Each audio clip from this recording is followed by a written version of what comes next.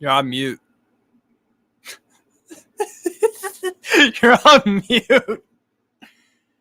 I'm on mute. Yeah, you're on. Yeah, you're good now. You're See good ya. now. Yeah, I'm good now, right? Yeah. Yes. See ya, guys. Yeah. Hello there. And we are live. See ya. Sir. When was the last time I got this guy one-on-one? Yeah, this guy's been running away from me one-on-one. But you know what? Yeah, he's back here. Well, without Latimus, which is a big advantage for me, because when Latimus comes here, everything goes oury, you know. Yeah, but shout out to Latimus. See ya, guys, listening to us down there. It's Gunnerz and Magz. Not officially the second season because we're not into the season yet, but this is just an appetizer of what will be coming in the second season of Gunnerz and Magz. Ladies and gentlemen, welcome down here to the studios. Yeah, yet again, season 2, getting up for that season 2 fight coming up quite soon.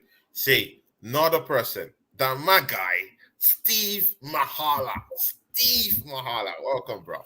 How you doing, man? Thanks for having me on, bro. Appreciate it. Looking forward to a good show. It's gonna be a good one, man. It's gonna be a good one. Yeah, sure. See, bro, it's gonna be a good one, man.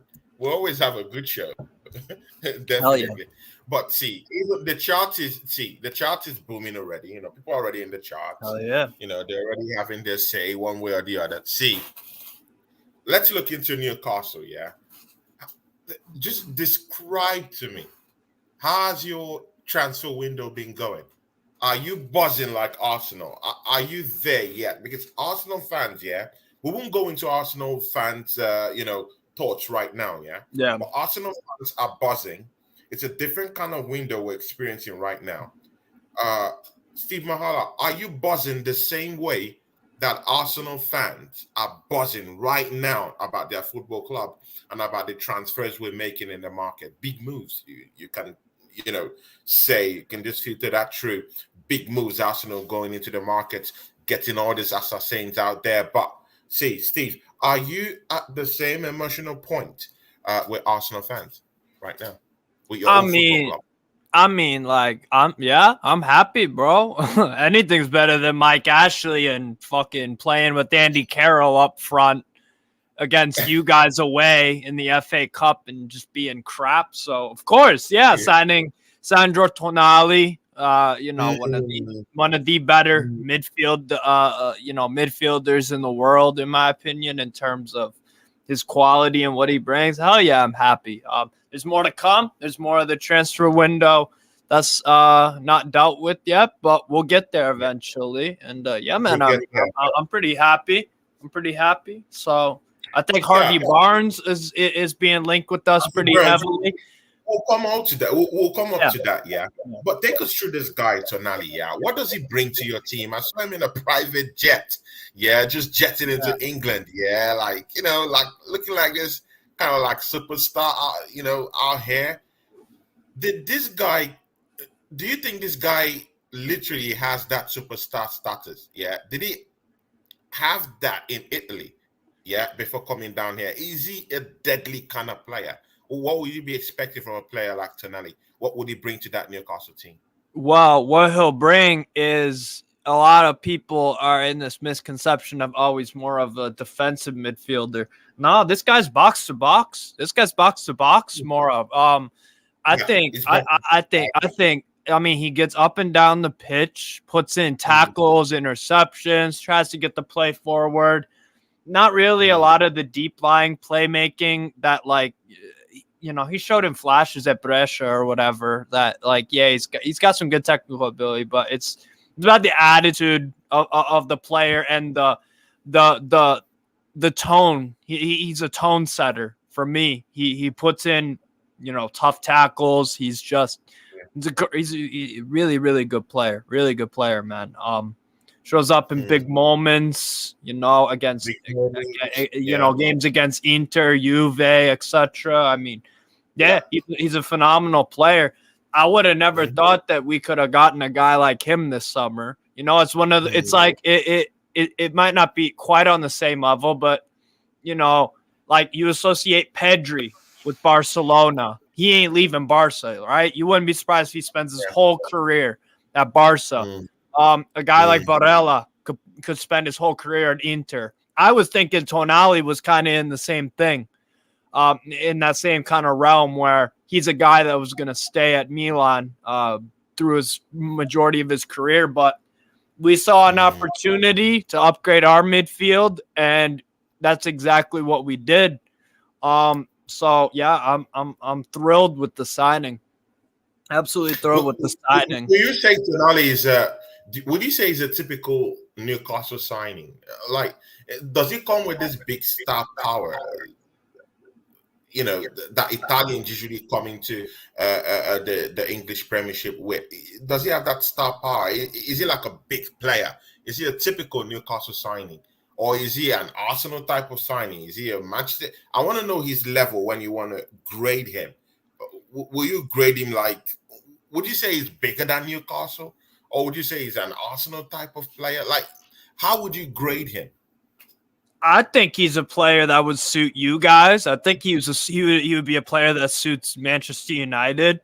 Yeah, he's not bigger than Newcastle. No player's bigger. But if you're just talking about could he have landed somewhere a bigger club? Yeah, like possibly. Yeah, and Milan's a huge club too. I mean, we took him off him. So that's a statement in and of itself. So I know the Serie A is not the Premier League, but it's not that far off of it. It's still a top league. Right? It still produces. It still has good teams. I mean, Inter just made the final of the Champions League and put in a real good performance against Man City. Everybody thought that they were going to get smacked around, but I knew that Inter team was not going to mess around. So Serie A, I mean, he's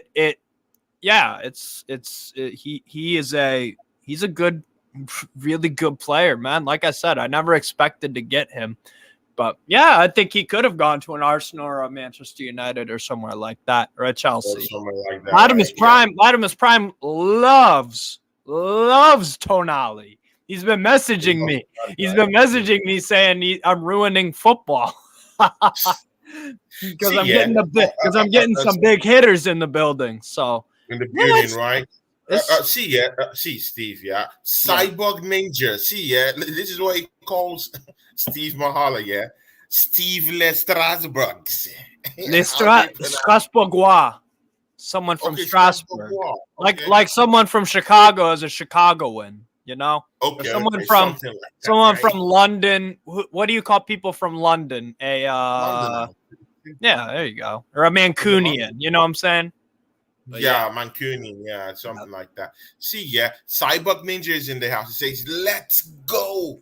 Wilson is also in the house. Wilson, our guy. He says, hello, everyone. Wilson is in the house. Elidor's football, that guy, great guy. Guys, go check out his channel, Elidor's Football TV. He says, evening, Tony and Steve. Of course, Cyborg Ninja, our guy, He says, Steve Lestrasbourg. Okay. I don't know, Steve, you got that tongue. I don't know. Elidor says here, James Trafford have just pulled off a double penalty save for England under 21. See, Steve, there's also other rumors. But before we get into those other rumors, let's see where Tonali comes into play. Does he walk straight into your midfield? I think so. I think a midfield three of Bruno Guimaraes, Bruno Guimaraes, Joelinton, and Tonali. That's brilliant. Because some people think that Tonali coming in will get Bruno more forward. In some cases, maybe, but I think Bruno from a deep lying position, getting the crosses over particularly to the right where Trippier bombs on or Almiron can receive it. That's what Tonali can do that every once in a while, but for me, Bruno is still that guy to do that. Tonali, what he's going to do is he's going to win the ball further up the pitch, just like a Joelinton does, particularly on the ground. Because Joelinton, you see in the middle of the pitch, in the halfway line, Every ball in the air, Joelinton, he's there and he's probably winning it because it's not a lot of guys. Or it's Dan Byrne, with that height. Tonali, he doesn't have the height, but on the ground, scrapping, bro. He's he's that guy can scrap. Serious That player. guy can Serious player. He can scrap. He can scrap. He's got the physicality for the Prem because that's apparently a huge thing to have. But yeah, I mean, bro, he's gonna be. He just fits the attitude of the team. He fits the attitude. You know what I'm saying? And he has that grit about him. Yeah, exactly. You got to have grit and you got to have that intensity, obviously, to play for Newcastle United under Eddie Howe nowadays. And Tonali fits that to a T. So that's the thing. Yeah. It just feels. It feels. It not only does it feel right. It's gonna look pretty damn good. Good. The only concern. Sorry, I was just gonna say the only concern is that there aren't too many Italians that have come to the Premier League and like ripped it up. I'm thinking of Zola at Chelsea's one of them. He was obviously an exceptional player. I'm trying to think though of some other Italians that have done well on the Prem. It's not that often. It doesn't really matter to me. It's just something like just to point out. I mean, Davide Santon was all right for Newcastle. I think he won Player of the Year for us in the early 2010s. So there aren't too many examples of Italians. I mean, you've got like Darmian.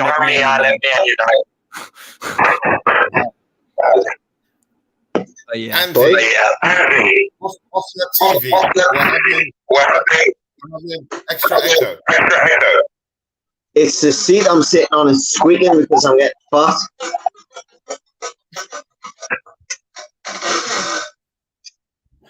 See, Andy, man, you're back into the show. Something's wrong. I think it's your audio. Is it mine? I think it's yours. Cool. I'll come back out. I'll come back in. Yeah, sure, please. See, Steve, another rumor is out here. Latimer's Prime, shout out to him, Latimer's. He says here, Newcastle winning football, man. I'm going to snitch to UEFA.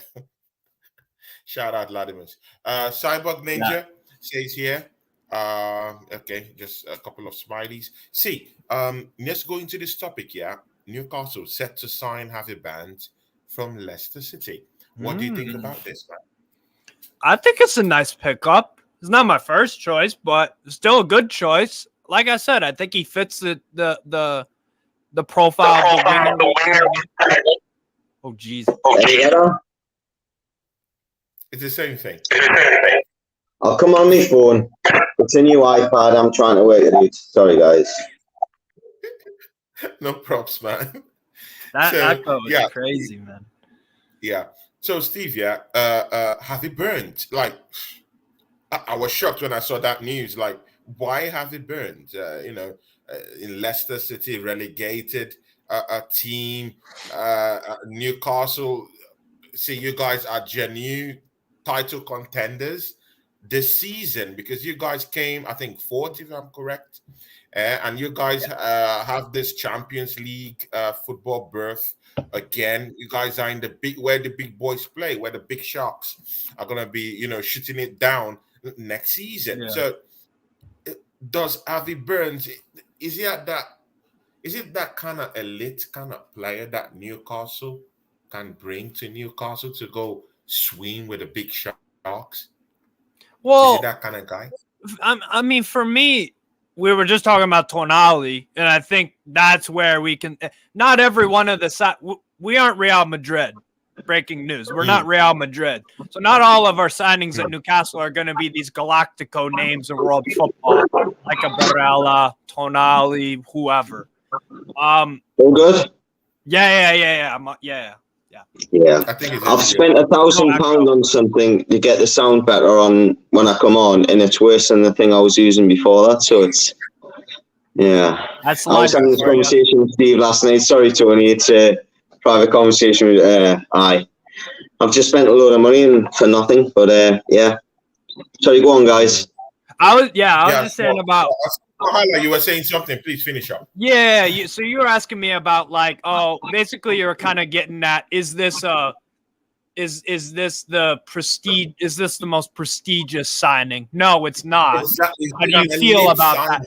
I don't mind because like I said, you're going to the Champions League. You're going to be playing where the big boys play, big massive players, big salary kind of players. See, it's a big stage. You have to have the biggest of players down there. You have to have the skillful of players down there. Does Harvey Barnes represent that kind of? Does it represent that kind of, a player power that you feel that Newcastle could get into the next phase of their project with him? I think per se next season. If you're going for young players, Tony, he's top of the list, isn't he? He's won his league. He's getting to a semi-final of the Champions League. Yeah, he's in a successful international team. Well, albeit temporarily, but we're talking Barnes. Yeah. Then Andy will come in and he would say sorry. Andy, we're talking Harvey Barnes. I want to know if Harvey Barnes represents that kind of player. Sorry, I missed it. When I was coming back in. I missed who you were talking to. I'm sorry. Yeah, you're good. Yeah. No, I was just saying about Harvey Barnes. I like the signing. Like I said, it's not my first choice, but it is a guy I was thinking about. Like, okay, over the summer, I would take him. I would take, a few others, whatever. I could go down the list of all the players that whatever. But yeah, good. It's a good signing. I think it solves a problem. Goals off the left-hand side are definitely. We're very right-sided, Tony. We're very right-sided because Dan Burn he's not an attacking left back. Sometimes he'll try to. He actually scored against Leicester, funny enough, in the Carabao Cup semifinal. But we don't expect Dan Burn to be the offensive dynamic play. No, that's not. So, but what we are trying to find is a left winger that can contribute as well, along with Almiron, who obviously had a pretty damn good goal-scoring season. But even when he wasn't scoring, he was still performing really well. So there's that. But for me, it solves a problem. Like left wing, we needed some goals out of there because Wilson and Isak will give you goals if they're healthy and fit. Everything goes right. Yeah, I think it makes sense. It's not outrageous money. It's a player that has done well for Leicester in Europe as well. Like he's a good player, man. Good player. I like the signing. I think it fits. Yeah. Let's see if Andy have different ideas up his sleeves. Andy. The first one we talked about before you came around. It was about this guy. Yeah, Tonali. What do you think about this signing? Yeah, that's why I wanted you, Steve, to finish up that question and for you to tackle it right from that Tonali signing. I had this conversation with Steve last night. Coming into the football club. So what do you think? Tonali? Sorry, mate. Sorry, you were breaking there. Sorry, I interrupted, mate. I had this conversation with Steve last night, and it was a case of when we got linked with them, you have to judge what's potentially possible from the club based on previous transfers or links. So we'd been linked with Barella for the week before that. If you remember, a deal was apparently close, nothing happened. We waited a week, and then all of a sudden this link came with Tonali. So you're naturally thinking, yeah, okay, you've went for Barella, you can't get him, and now you're going for Tonali. That's not going to happen. And then all of a sudden, you get told, well, it is happening. He's in Italy. It's all agreed. He just needs to come and sort some paperwork. And you're waiting for it coming on at Sky Sports. Because that's what everyone does in England. They wait for Sky Sports to report it. So you're waiting for Sky Sports to report it. Then they say the deal's agreed. Everything's done. But we still haven't seen him at St James's Park yet. So as a Geordie, you're thinking, what is going on? Why haven't we seen him with the scarf in front of, the East Stand? And, oh, God, what's going on? And then when he signs, and then you see the video of Kieran Trippier in the training room with him, telling him, I'm going to be there if you need any help. My missus struggled to adapt to a foreign country. Because everyone's talking about how he's not smiling and Mate, what a signing. What a brilliant signing. We've went to one of the most mercurious clubs in Europe and stole their golden boy. Yeah. To do that proves that we mean business, and I don't think this will be the end of what's going to happen this summer. I do believe that we're going to do something else as well.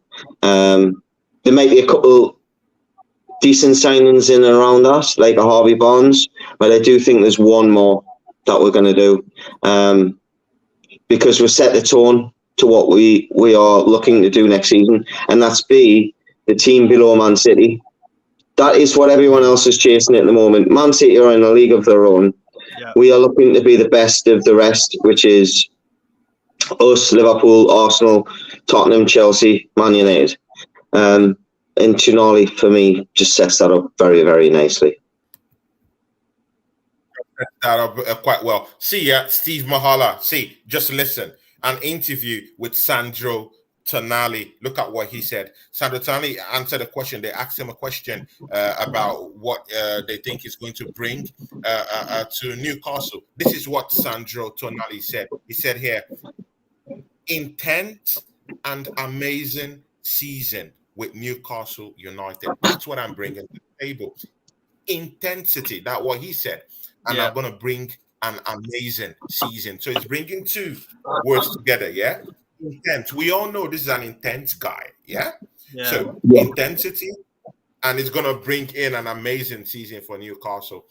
Do you buy it from Tonali saying this today in the papers, that is going to bring in an intense season to Newcastle? What does that mean for you?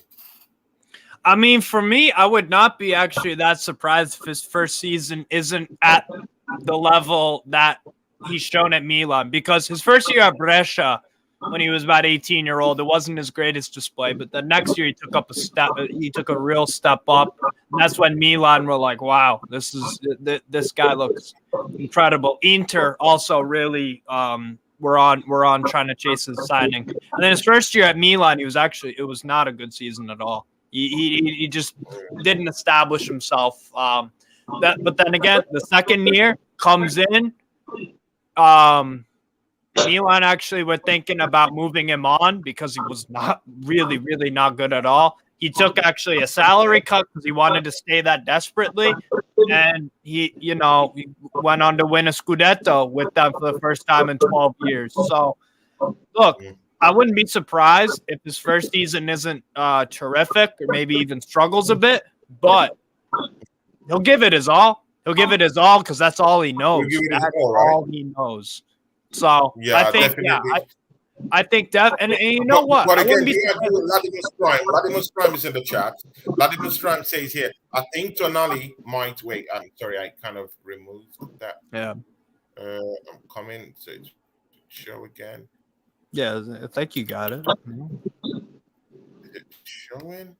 Why is Vladimir's Yeah, that comment. He says, I think Tonali might take a bit of time to settle and adapt to the Premiership, though. So, Steve, you heard what Vladimir said. So, what do you think? Yeah, that's basically what I was just saying with the first season at Brescia and AC Milan. He took some time to, just get into it. For me, he might get a red card or two this year, like that kind of thing, where maybe he's trying a bit too hard. Well, like I said, he'll give it his all on the pitch. That's not a concern for me. I'm not concerned that exactly. And that's the trade-off you have with these players. Gattuso, for example, very intense, competitive warrior. Did he get sent off sometimes? Yeah. A Sergio Ramos. He's into the game. He's a rough rider, and sometimes when you're a rough rider, you get mixed up. So it happens, man. It is what it is, but it's a worthwhile investment for sure. It's a worthwhile investment. Yeah. See, and as you started, I've just sat on a soaking wet seat. My arse is now soaking. It's been raining, as you can see. I've just sat on a soaking wet seat, so. See, Andy, see. Diego Simeone has been fuming since yesterday, yeah, because there's this news surrounding Atletico Madrid's Yannick Carrasco. Yannick Carrasco has there's news everywhere that hey, he's talking to Newcastle. See, Newcastle seems to be tapping up every player in the transfer window. Maybe apart from the Arsenal caliber kind of signings, Oh no, we're definitely linked with Arsenal caliber signings too. Oh no, we are. Don't try telling me you wouldn't take Tonali and Barella. Half an hour for Arsenal. We'll come back to that. Sorry, I lost you there for a second. I heard Carrasco and then you went off. Yeah, okay, I'm back now. Sorry. I'm here. No, say it again, Tony, because he didn't hear you. Yeah, okay. Yannick Carrasco, what do you think? Diego Simeone has been fuming since yesterday. He doesn't want to lose Yannick Carrasco, who has been a tremendous player for Atletico Madrid, actually, Of course, yes. Yeah. I think that's a good sign. So what do you think? I think it's a massive sign for Newcastle to be linked with a player that a top manager doesn't want to let go. Simeone wouldn't be upset if he didn't want to lose Carrasco. And the good thing about Carrasco is he doesn't just fill in as a left-sided winger. He plays in left-sided wing-back if you want him to. He can play in a 3. For me, he can. He can play on the right-hand side. So he's going to be upset because if we listen to all the reports in the world that we've heard is everything defensively that Eddie knows has come from his time when he had a sabbatical and he went to see Diego Simeone. So people are going to go, well, he's stealing off his tutor, but let's be honest. He's went there and he's learned certain things. He's learned things off other managers. If he's going to go after one of your players, take it as a compliment because it means that the players impressed because of the way that they've been coached. So do I think it'd be a good signing? Yes. But one thing I'm going to say, and I'm probably going to get hammered for it from Newcastle fans, is all of the wingers we are being linked with are all on the left side. Yeah. What does that tell you? Yeah, that's true. That's true. See, Steve Mahala, I'll bring you back into that fray, yeah? I'll bring you into the fray. See, Bonucci, Leonardo Bonucci. See, Bonucci is having talks, clandestine talks, with Eddie Howe. What is going on? What is it with Italian players that Eddie Howe is trying to revive? What is it about players? He's now talking to Bonucci, What's your idea on Juve's Italy's captain, Leonardo Bonucci, centre back for them, actually? You think about the rumors of Newcastle bringing him in? Is it a typical Newcastle signing? Is he someone you want? Is he someone that will bring the much needed experience you need at the back? For me, I really feel that your back four still had that grit and still that season. Yeah, you had the back end of some shambolic performances in the defense last season. Fabian Schär, actually, you saw what happened with him. When he capitulated against Arsenal. But Newcastle had one of the best defensive mechanism last season. Do you think Bonucci comes in and add that necessary skill and experience to that back four? I mean, I'll take the signing. Why not? It's not like we're getting a prime Leo Bonucci, but in terms of experience and a guy that can add some, like I said, experience, and he's still a decent center back. I don't know if he starts because at Juventus I've not been impressed. He is aging, but I mean, I would take it. I guess why not? If it's a cheap risk or whatever, why not? And that's what the Tonali signing does. It opens up because then an Italian player knows that another Italian is there, just like how Joelinton was there and Bruno could come in and he has someone that can speak the language in an English-speaking country, whatever. So that's a good thing, I guess. I'm not crazy about it, but I would take Bonucci, I guess. Why not? I'd rather have him as backup than Lascelles, I would say that. But He doesn't really fit the style of play, though. Like, Bonucci's not really comfortable on the ball necessarily. But like I said, for depth, for someone to, I don't know. Latimus Prime actually just made an interesting comment. Bonucci's 36. He could have a Thiago Silva type impact. Who knows? You never know. Like on the rest of the younger defenders, yes, he could. Is it what taking that risk? Is it what taking that risk? If it's not silly money, why not? I mean, Tony, let's look at it like this. Would you rather have him as backup compared to Rob Holding? Would you rather have Bonucci in the Champions League game? That guy is going to have that much experience to keep you in the game. I don't know about his recovery. I don't know about his recovery pace. His recovery. Is he better than Rob Holding? You don't like Rob Holding. We've talked about this man before. I don't like Rob Holding. No, sure, I get that. But again, when you're 36, man, you need, and mind you, is in the Italian Serie A. See, in the Premiership, these guys are killers. These guys are assassins. If you see what happened to Kivio, he was tying his shoelaces. It was tying his shoelaces in the heat of an attack. That was against Sporting, though. That was against Sporting, wasn't it? It was from Spezia, Kivio. He came from Spezia, but he plays. They were playing for Spezia in Italy. It's fast paced down here in England. If you mess up, they tear you down. That's the culture in England. So I'm not really sure. If Bonucci comes to Newcastle, I'm not sure he can come in and steady that ship. I think it's just to play devil's advocate, Tony. Yeah, I get Steve's point. He's not a footballing centre half, but what he does do is if you play a high line, which we do under Eddie Howe, is their striker. He will come out and he will mark man to man. He will come out from the defence and he will win balls in the middle of the pitch, and that's when we've been on our most dangerous in the Premier League in the last 18 months, where we win the ball high, we break on you.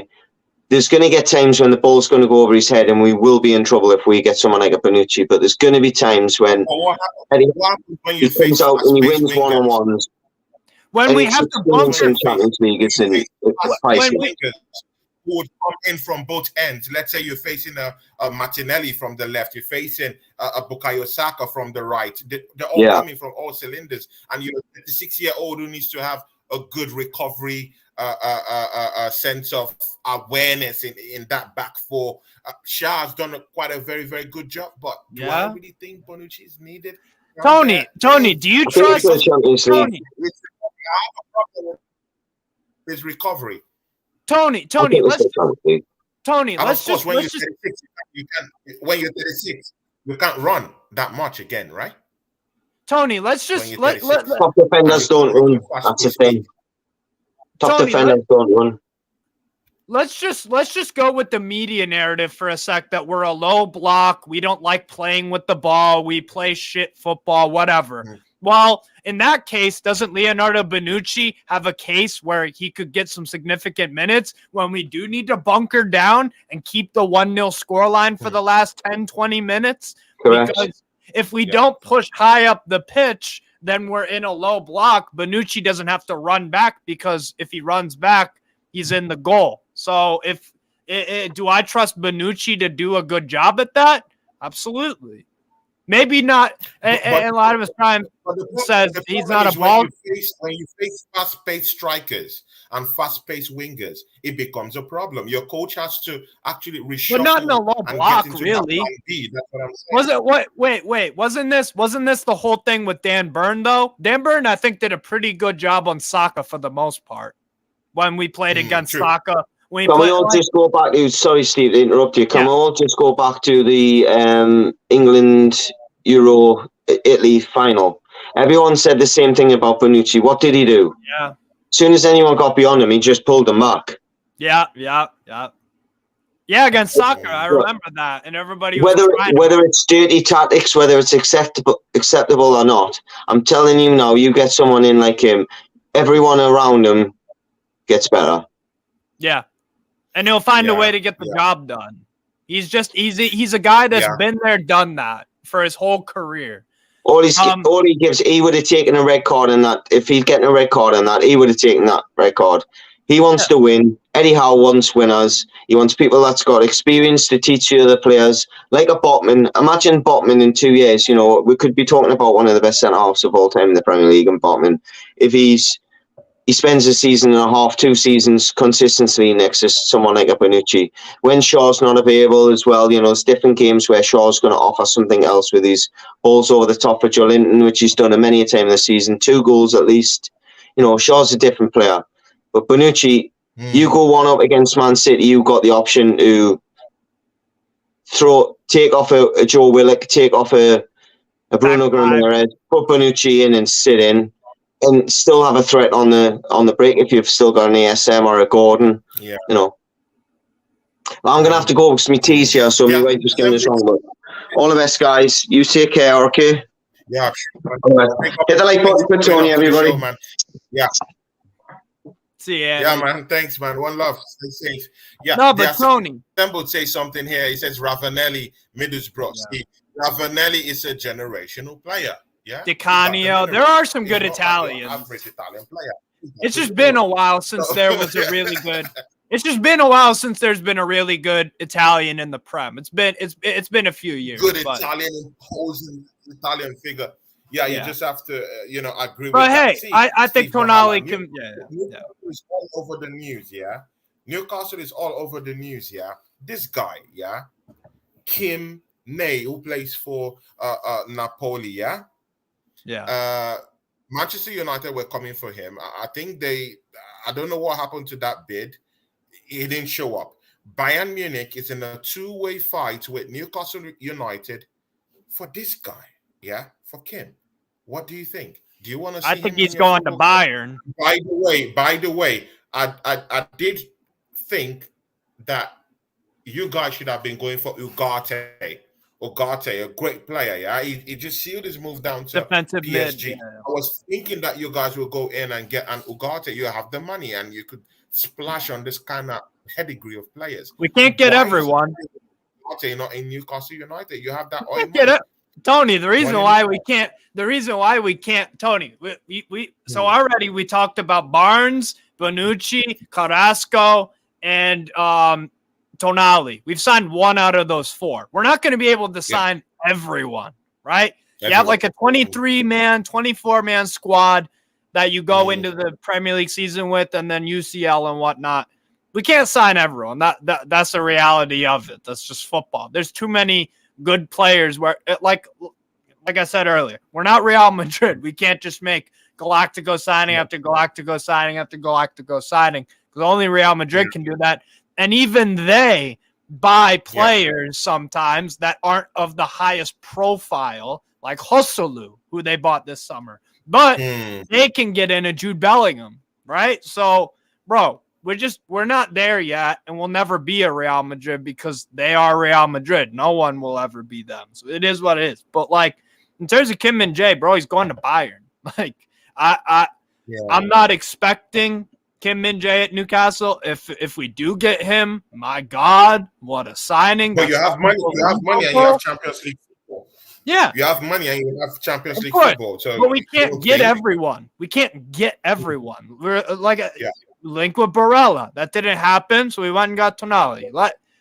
Bro, we will get some of our better targets, of course, and some of them we won't. Yeah. That's just how the cookie crumbles. It is what it is. And yeah, he's going to Bayern, so I'm not really worried about that. Like Harvey Barnes for me is the one that is like, it seems like there's the most juice in it, I guess, the most concrete links, whatever you want to call it. But bro, it is what it is. In terms of like a Bonucci, I would sign him, or a Carrasco. Yeah, I would take a chance on him. Barnes, of course, but Ugarte, he's another player. Like Chelsea and PSG were in the race for him, and PSG are the ones that, they're going to get him. That's cool. I would have loved Ugarte at Newcastle, obviously, but he's going to PSG, bro. So it is what it is. I mean, you would have taken Ugarte. He was terrific against you guys in both of the legs in the Europa League. He was terrific. So, bro, it happens. It happens. Terrific player. Yeah. Yeah. No, he'll do really well. Let's go into the chart. Yeah. Finish up. There's something you were saying. No, I was just gonna say, Ugarte is gonna be a terrific signing for PSG. He's good on the ball, wins tackles like a madman. And I know you like him because you've talked about that player, many times. Yes, bro. Portuguese, the Portuguese, the what's it called? The Liga NOS. They produce so much talent. Look at Man City's team: Ederson, Ruben Dias, Jan Oblak. Jan Oblak came from Benfica as well. Oblak's been terrific for Atletico Madrid since he signed him. Yeah, we could go down the list of just terrific players. I mean, bro, Portugal's a place where a lot of top players. Bernardo Silva. Wonderful player.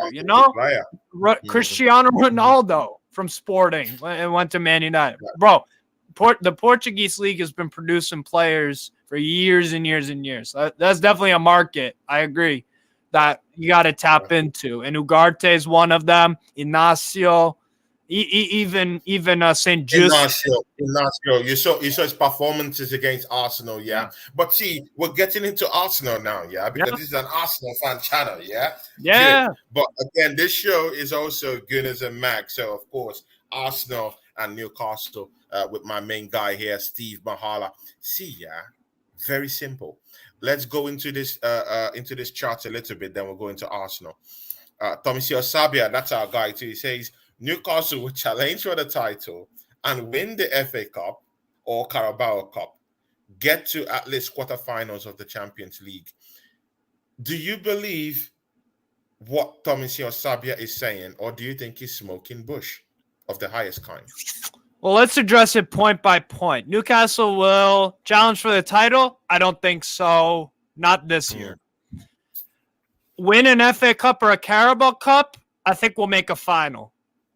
Get to the quarterfinals of the Champions League? I think that's the most likely. I think that's the most likely because, like I said, defensively, we have shown at a high in the Premier League, the best league in the world that people say. We've shown that we have a very good defense. So I trust that into Europe, I would think. And we could also score some goals. So I think in a Champions League group, if we finish first and we get let's say if Genk come out of that and we get them in the round of 16 or someone else, maybe a Benfica or Porto, you never know. That we would be favorites for that probably. So I think the most likely is quarterfinal Champions League. I think we'll finish probably fourth if I had to put a guess on it. And I think we'll make a Carabao Cup or FA Cup final. Probably something like that. But I definitely agree about the quarterfinals. See, guys, Newcastle, man. See, you guys are going to be foxes this time around. All depends on the group. I don't know what's going to happen. Yeah, exactly, man. You guys are going to be, it's going to be a very disturbing season. Yeah. With Eddie Howe just strengthening his team. Look at the players he's bringing in. On the contrary, I do like Harvey Burns. I think this guy will bring that much needed grit to your team, and he'll bring up that cover out there. Do I think he will walk straight into that team? Let's see. But Tonali is the one to that team. He'll galvanize the troops. He will bring in his wealth of experience, at least from being a battler in the Italian Serie A. And that's the good thing about this. It's a battler. It's intensity, and that's his selling point. And that was what he was talking about in that interview. He brings that intensity, brings that grit, to that midfield. And you know what? Yeah, this is the most finger-licking thing you would see out there. Yeah, just imagine Bruno Guimaraes. Yeah. And Tonali in that same midfield. And Joe Wellington. Just imagine. It's not fun. It's not fun to play Newcastle. It's not fun because it's hard to score. It's hard to score against us. It's hard to out-hustle us. It's hard to keep up with us over 90 minutes unless you're a Man City or a whoever. Yeah, and we have the dark arts, right? Like Andy. The dark art, many teams couldn't cope with your intensity, with your dark art, and with the way you're fighting intensity, everything. Most teams find it difficult. Even Brentford found it more difficult too. I'm talking of teams that are more vested into physicality, and they just fizzled out. You guys beat them. You guys made it hard for Arsenal at home, in my own home. That's the 0-0. Yeah, we really frustrated. The 0-0 one, and of course when we went to your home, if not because of some disasters that happened that game could have been 4-4 after like a half hour. Exactly. The one at home, exactly. We both had chances. You took yours. That was the difference. We took ours, and Newcastle didn't take theirs. But the good thing there is that Eddie Howe has found a way to play in this league. He's found his own niche. It's found a viable way on how to upset teams.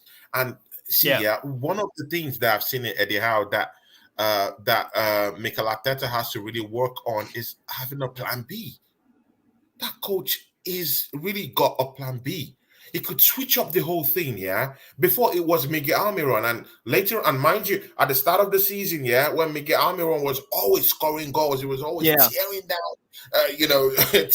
the place. Yeah. In the second half of the season, those goals were incoming, and you saw the changes. So this guy literally has lots of plan Bs all over the place. He got plan A, plan B, plan C, and it's working for him. And that's what has gotten Newcastle to where they are. And this is the most scary part, is bringing in assassins, is bringing in killers that will come and even furthermore intensify the whole gameplay. And that's why I really do think that Newcastle would be a force to reckon with next season. Tony, we've got a really, really well-rounded manager with a game plan. And then like you said, a plan B, because we can bunker down and play defense and make a game ugly if we have to with the dark arts. Or we can absolutely blitz you on the offensive end of things with Trippier bombing up, helmet on. Isak, Isak in himself. He occupies two center backs right away. And then you also got Joe Ellington can chip in with goals. Wilson off the bench. I mean, we're just a well-rounded team. Now it's about keeping that level and adding to it and leveling up, right? Like a Jacob Murphy won't be here in 3 years if we're challenging for all the domestic titles and the Champions League or whatever. Probably not. Maybe even a Longstaff or Almiron. Possibly not, or a Dan Burn. So we've got to find replacements for those kind of players down the line. That's leveling up. So let's go into Arsenal. We've got a good contract. Let's go into Arsenal. A couple of other Gunners are in the house. Cyborg Ninja is in the house. Tomisio Sabia is in the house. See, all these guys. Ellie Dogs Football TV in the house. I'm in the house. Ladiwas is in the house. Chelsea Football Club pundits. See, Steve Mahala. Arsenal in the transfer window, man. Are you scared? Are you genuinely scared? Am I scared? Are you scared? Sorry, what? Are you scared? Arsenal in the transfer window. Are you scared? Does that team look scary to you? Are you wary about it? Does it look scary? I'm not scared of anyone. I'm not scared because I respect me. I watch in football sense, not in not in reality. I'm talking of in football sense, like. Well, in the footballing sense, I'm not scared of Arsenal. I'm putting that image of Newcastle. Would you generally be scared when you see that Arsenal team come down from that tunnel in St. James Park with the killers we have down there? When you see Kai Havertz in the midfield, I'm not scared of Kai Havertz. No matter what you have to say. No. But let me finish my scheme. Right. When you see a Champions League winner, I saw how you shifted your face. But bro, man, it's a Champions League winner. Whether you like it or not, he got the medal. It's in his house. Yeah. So when you see Kai Havertz, down there, you see Timber down there, and you see our midfield marshal, Rice, just sitting in deep. You just see those guys, those assassins, those matadors just coming in, into St. James Park. What would be your feeling? How would you feel? I'm not scared of Kai Havertz. Timber, Going forward, yeah.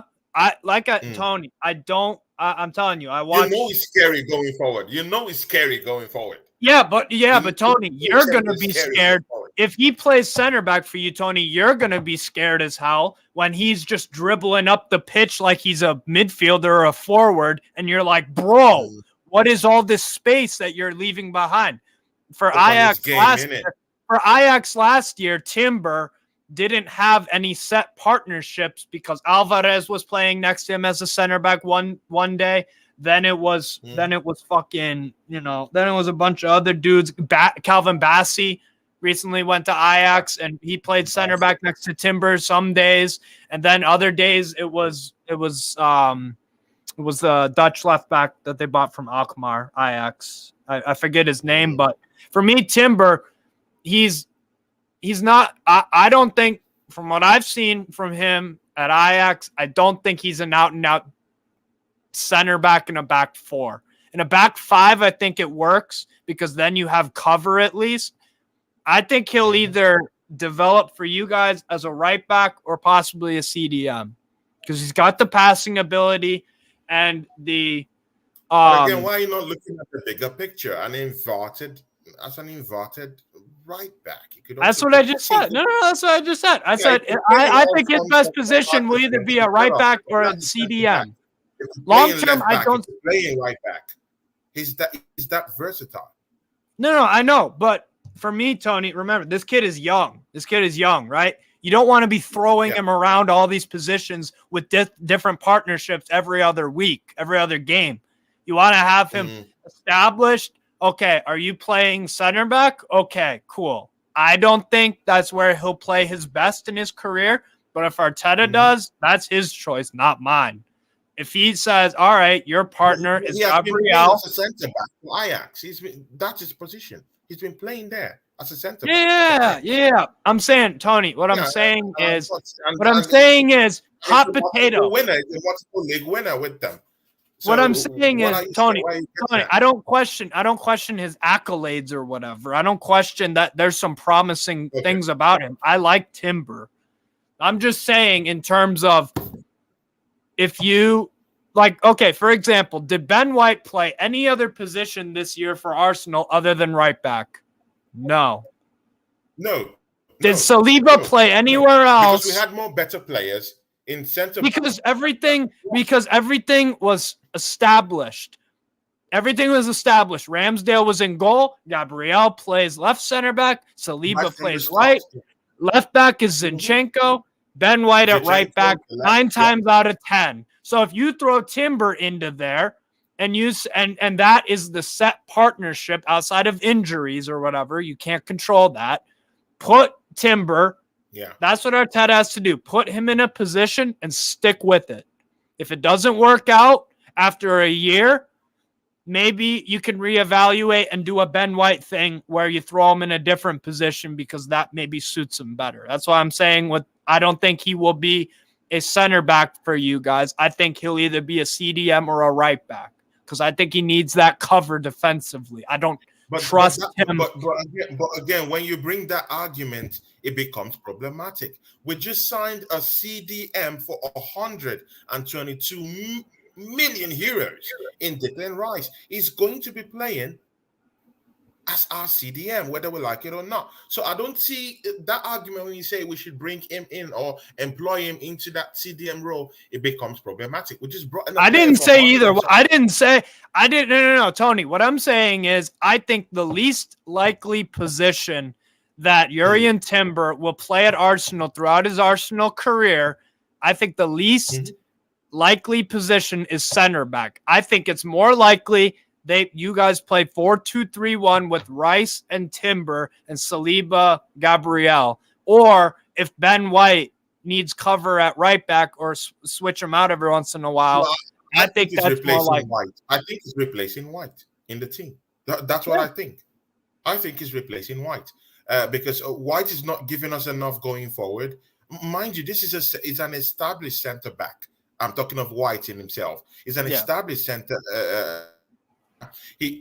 Of course, we moved him down to that right back position, which is not his natural position. I'm of that school that we should always play players in their natural footballing position so that they can be able to achieve their best without excuses. So, Set him up to succeed. Is this your specialty? Play in your specialized area and get us what we need.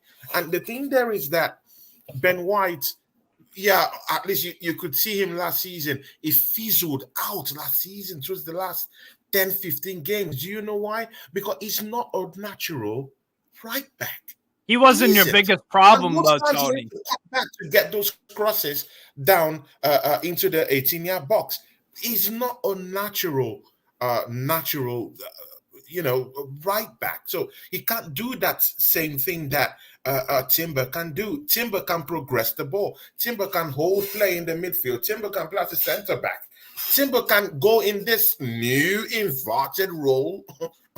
Christian that's going on in the league right now. What Pep Guardiola has been using, and mind you know where our coach is coming from. You know his school of thought. He likes players that are very, very inverted in nature. He could just use Timber as an inverted right back, create more spaces in and about that area, interchange with Bukayo Saka. It's all in his wheelhouse because he does that. It's part of his skill set.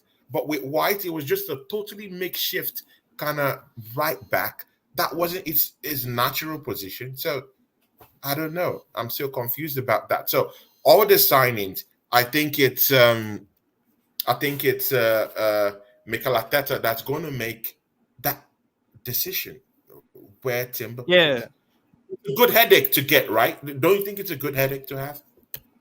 No, I like Timber. Bro, don't get it twisted. What I'm saying is, I think you're buying him from Ajax as a player that really struggled last year, just like almost everyone at Ajax, as a center back. They were third and they were way off of Feyenoord. What I'm saying is, you're buying him from Ajax, where he played a lot at center back. I think. Yeah.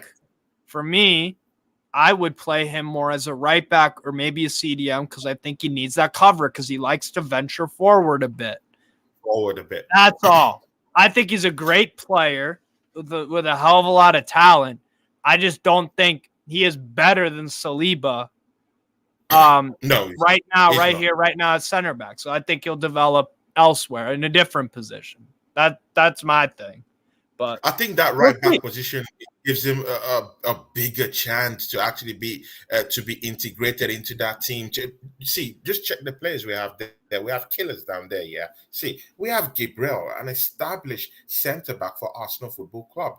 Yeah, this guy single-handedly saved us last season. Without him, we only had Holding. And look at the mess Holding left down there for us. So Gabriel established. Yeah. William Saliba, the best for me, the best right now, top 3 center backs in the league, whether we like it or not, last season, he's shown that, for 2 seasons now. That's how big Saliba is. We saw how much he meant to Arsenal when he got injured. When Saliba got injured, you guys fell off a cliff.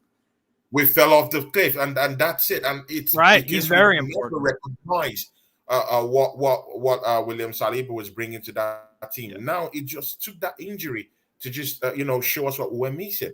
And now he's back. He signed a new contract with the football club, my brother. And see, this guy, Timber, doesn't replace any of them in the team. Maybe Gabriel, but I don't think so because Gabriel aerially is a threat defensively. For any offensive team in the league because he has the height. It's very tall. Aerially, Mikel Arteta would deem it a very dangerous thing to kind of like remove him and insert Timber, who just came in. So I don't really see that happening. You can't be replacing our stalwart down there in defense, William Saliba. So you see that those 2 centre-back pairings totally off. Maybe if you're playing in the Carabao Cup, in the FA Cup, maybe you could switch things up, get in all these defenders, makeshift back 4, good enough. That's why you need squad depth.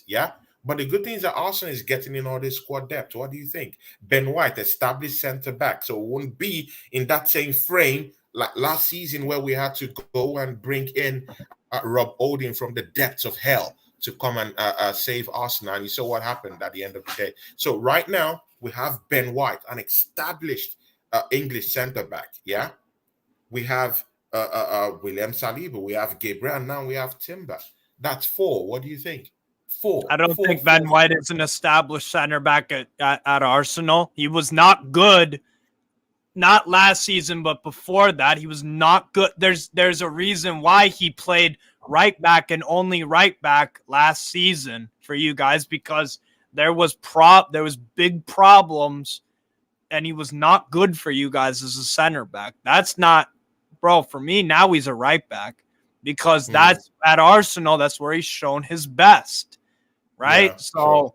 You've got Kivior in there, who I think will. In terms of versatility, it can still be used. Like, see, yeah, like when your whole centre backs are all injured, yeah, and then you're going to bring Rob Holding, who's a centre back that doesn't know how to defend. That's what I'm saying.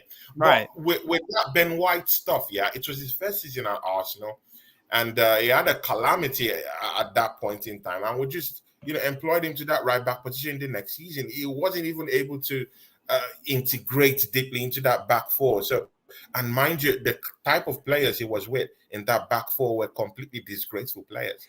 So right now it's something new, it's something different. Gabriel is there right now, William is there right now. So let's see what's going to happen. Yeah, let's just see. What do you think about our midfield maestro himself, Declan Rice? Terrific player, bro. He's good. That's why you paid $105 million for him, bro. He's a good player, man. He's gonna win balls in midfield. He's good on the ball. I want to answer Latimer's Prime's question in an earlier chart. He said, "Yeah, Declan Rice is on the same level." I find it to be an acrimonious statement. I'm sorry, but it fixed. But that's his opinion, yeah, and I respect his opinion, but. For me, I don't really see reasons in that anyway. He compared Tonelli is at the same level with Declan Rice. Do you share in that same opinion with our friend Latimer's Prime? Yeah, because I both consider them to be world class. I think they're both 2 terrific players. You're not telling me let's say you missed out on Declan Rice and you got Tonali. Are you saying you would be furious? Are you saying that you would be very angry about that? No, I don't think so, because both of them are very good.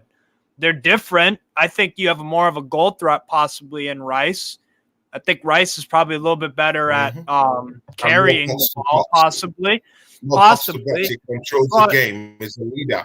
But it's fine margins. They're both very good players. I've got a good player that we bought this summer, and you do too, with Rice. So for me, yeah, they're in that bracket, bro. They're very good. Both are very good players. That, it's I think they're both comparable. Would I rather have?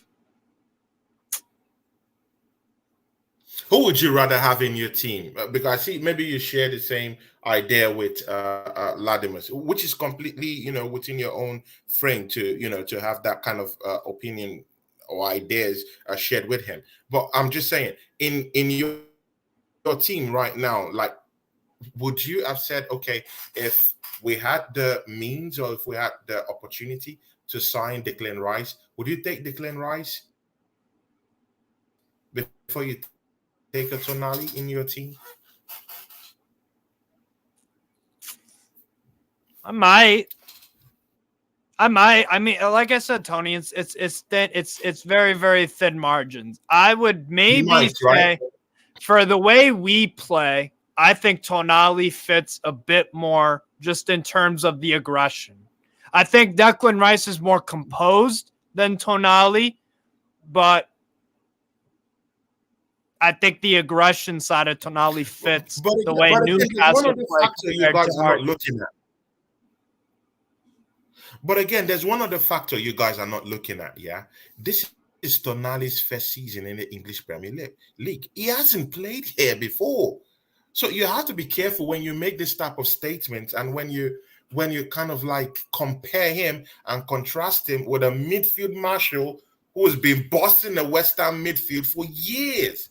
So I find that statement kind of like condescending to a player like Rice. It's not condescending at all. What do you mean? No. Condescending. No. Condescending. Condescending would be me saying to put them in the same bucket. This guy hasn't played in the Premiership. Here's condescending. You don't know what you get with him. Yeah, but at the same time, Tony, I could say to that, West Ham is not as big a stage as Arsenal, right? The spotlight and the eyes are more on Arsenal on a stage in terms of pressure. They shut down the argument when they won the conference. No, but they shut down the argument when they won the Conference League. That's a big team. They won an But if we're talking about that, we were talking about Premier League. We were talking about Premier League. That's a European competition. We were talking about the Premier League. You didn't win an European title last season. No, we didn't. West Ham won a legitimate European title. And Tonali, whatever you say, team. And Tonali won the Scudetto. In a very competitive Serie A season. And then the next year went to a UCL semifinal. So, like Tony, like we said, like I said, bro, the margins are thin. It's a preference thing at the end of the day. Like I said, I think Tonali fits us a bit more than Rice. If we got Rice, then I wouldn't be pissed off. I'd be ecstatic. I'm ecstatic about Tonali. It's like, Tony, it's like, would I rather have the red Ferrari or the black Lamborghini? It's like, well, it's not like I'm comparing a Toyota to a freaking Lamborghini. Yeah. It's pretty. Vladimir's primed the link to. All right. He said he wants to give his thoughts. Latimus, please, your thoughts. I don't want to fight, man. I don't want to argue, man. I don't think it's ever a fight, Tom. Yeah, No. I don't. You see how the show is peaceful, yeah? I don't want something I have to start arguing or, I know what I'm saying. He knows.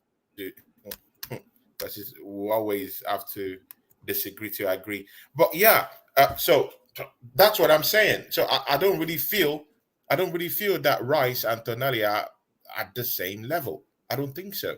Because Rice is a league. What do you like more about Rice than Tonali? He knows the league. He knows the league. He's a winner and he's a leader. He just needed his team to win an European title. I'm talking about all right, Tony, let's just look at the player. No, you want to ignore him winning a title. I'm not ignoring it. That way. No. I was not ignoring it. No.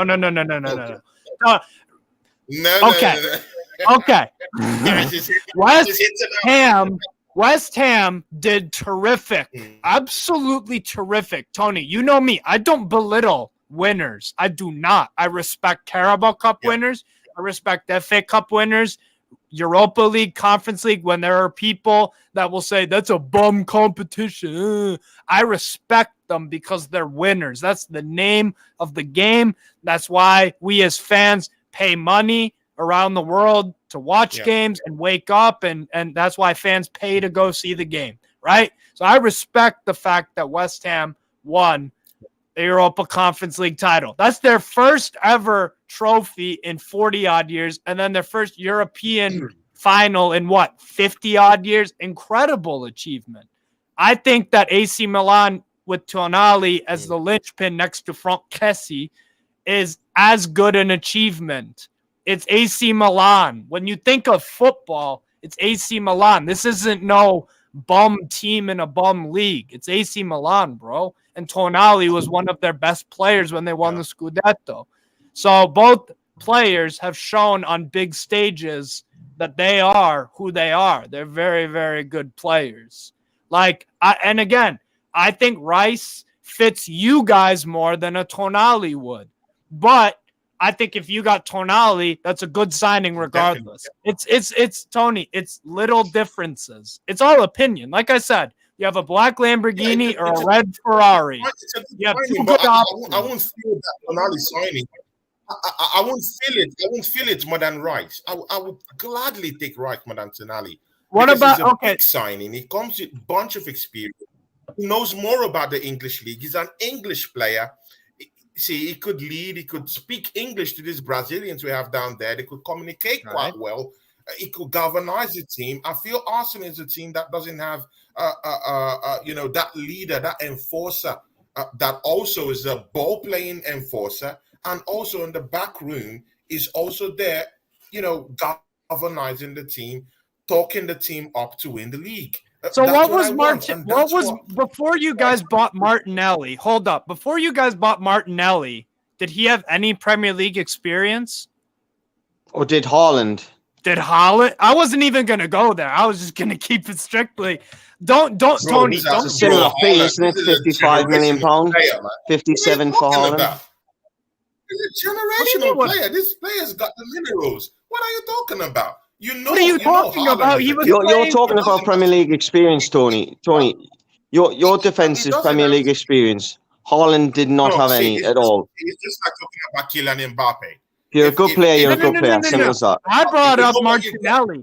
He doesn't have to play in the league before you know what you're getting to. Oh, so why doesn't that apply to Tonali? Why doesn't that apply to Tonali? And why does that apply to? I don't feel he's done enough. Hello, everyone. What's up, Linus? Andy. Done enough. I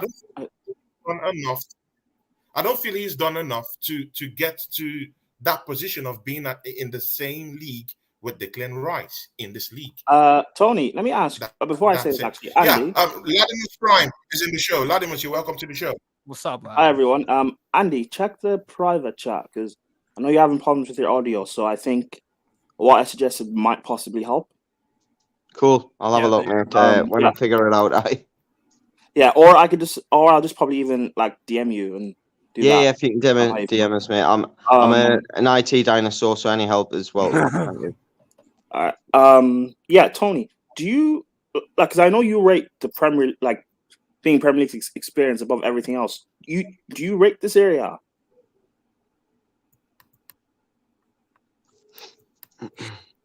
Hello? Was that Tony? Tony. Yeah. Or can you guys not hear me? Yeah, I can hear you.